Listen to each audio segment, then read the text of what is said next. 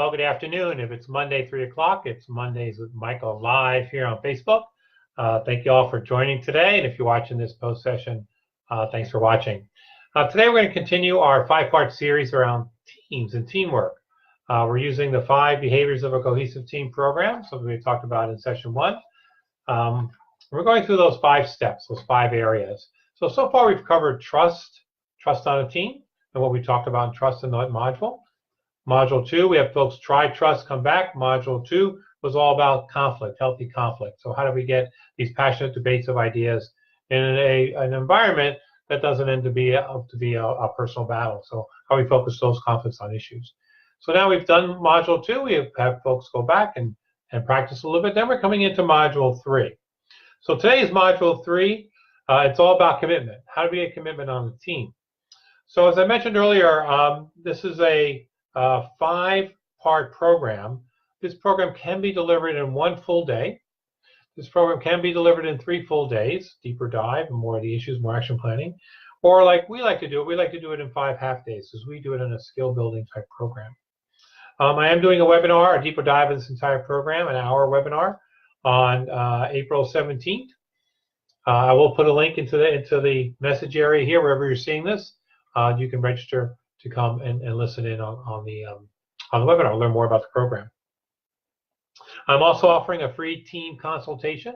So if you're a leader and you think your team is struggling a bit, give me a call. We'll spend some time on the phone or face-to-face, grab a cup of coffee, and we'll talk about your team and whether this program can help your team move forward.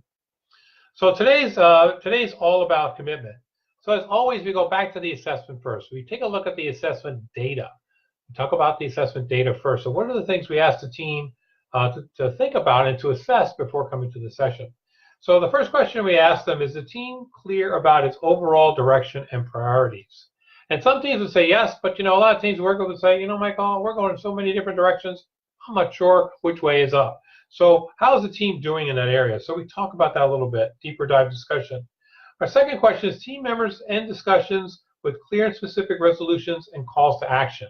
So how are your team meetings ending? Are your team meetings ending with everyone on the same page? Everybody knows what their action plan is. Everybody knows the direction of the team. The answer to that question is no. Obviously, you have some work to do. And then the third question is team members leave meetings confident that everyone is committed to the decisions and directions that were agreed upon. So as you go around the table at your team meetings, is everyone bought in? Talk about buy-in a little bit, but is everyone bought into that decision? Is everyone okay with everything going in the right direction? Now, if you had this healthy conflict, right, and you've had these passionate ideas and debates, and everyone had an opportunity to share their ideas, you may buy in a little bit. But if team members aren't given an opportunity to weigh in, they tend not to buy in. So we've got to give team members an opportunity to weigh in. And then the last thing we look in this area is team members support the group's decision even if they initially disagree. This is where we have all team members going in the same direction. So again, have this passionate debate in the conflict area, get to a place where you can make a decision. And whether you are all in on the decision, you may not totally agree with the decision, but you're going to live up to the team's commitment and go all in on the decision.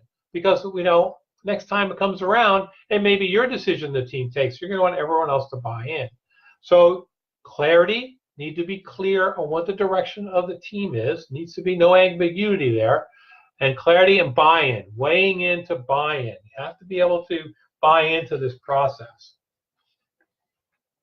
So one of the things I do in Module 3 is kind of off script here a little bit.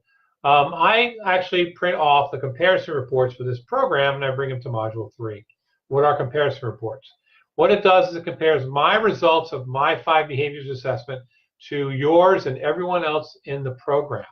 So if you have a program with 10 people in the program, I as an individual get 9 sets of reports, compare my results to every other person on the team. It's a very powerful tool.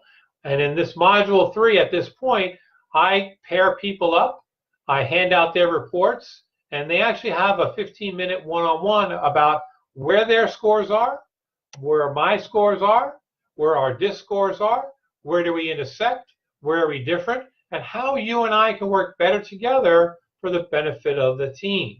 So we do this a bit in Module 3 right here. We do hand out all the reports in Module 3 right here. And then my ask of the team is to continue these one-on-one meetings between Module 3 and Module 4. under accountability. We'll talk about accountability next week. But it's very important that these one-on-one meetings happen. We do a lot of this work within the DISC program, the comparison reports. Same thing here in the 5 Behaviors program. Have to have these one-on-one meetings. Very, very, very important. It's very interesting when people come back to the next session after they've had some of these one-on-one meetings, some of the feedback we get. We try to pair up people that don't really work together all the time to start with, so they build a better bond. But eventually, you're going to get everyone on the team. And it's a good experience to have these one-on-one meetings. So then we get to a place where we start talking about how does this team achieve commitment? What are the barriers of the team getting commitment? Sometimes we see that some of the barriers are in conflict with my personal goals. So we actually have the team members rank. Sometimes, why don't people buy into the team decision? And there are a few items here, and they get ranked. So these are the things that are ranked. Decisions are counter to my personal goals. So is the team going in a direction that's counterproductive to where I want to be in my career? So we talked about that. We are not clear about the priorities. A lot of teams we work with have no idea what the top 3 priorities are on the team. They're going in 8 different directions at the same time. So what are the number 1 priorities? I don't trust my teammates to follow through. And we talk about trust in Module 1. So if it's still an issue here in Module 3, obviously we have some work to do. But it's very important that if the team commits to something, and I raise my hand and say, yes, I will do that, that you have to live up to your commitment. You have to do what you say you're going to do. And if you can't do it, you need to say that too. I can't do it. I can't deliver it by that date because of this, that, and the other thing, but I can deliver it by this date. Live up to your commitments. I don't have all the information. I can't buy in because I need more information. And that may happen. You can't make some of these decisions on the fly. You have to have all the details, the implications, the data. How's it going to affect the team? How's it going to affect the division? How's it going to affect the customer? Sometimes you need all that data before you can decide. So make sure you give your team all that data. And the last one, there's not enough time during meetings. Now, depending on the way the meetings are run in your organization, as I said earlier, we do a whole meeting planning, meeting delivery, training session. It's all about meetings. And I do work with team leaders during this program on how to have productive meetings. I work with them on agendas. I work with them on engagement of the team members, talk about assignments and follow-up. So I do work with team leaders on team meetings, but there are a lot of folks that come into team meetings and either A, they're too short, they're 1 hour and you can't get it all done, or they're too long, they're unproductive, they don't start on time, they don't end on time, they talk half the time about non-work-related stuff.